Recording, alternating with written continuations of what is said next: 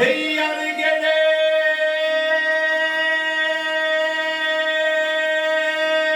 mübarek halifaların ahvalını yar aman aman aman aman ahvalin gele ahvalin odalı gelene adam sokayım ola diye.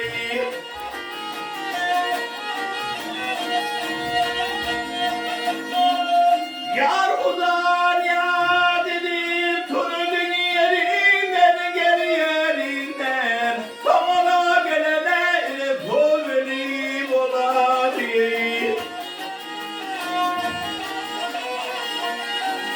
Ya dört dişi aldığından sonra duyacak abi onu kavuşurma onu ettin sola diye.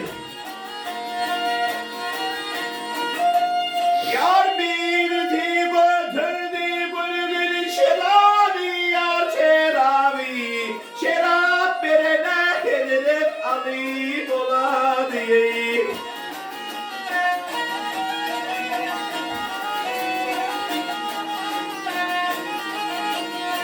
Yar böyle cimbalı seyine çıkıptır böyle bülbül ve kalem kaşını kakıptır.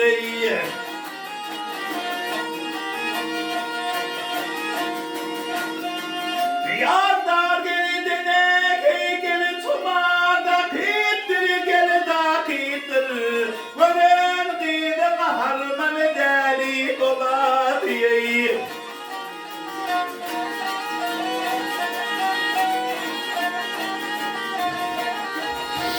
Yar 360 sohbamı değişi bilmez hak nazar etmedi havari olmalı.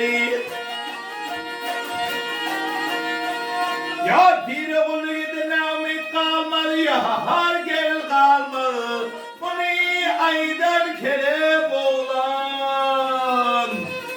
Ya buladır vakit hey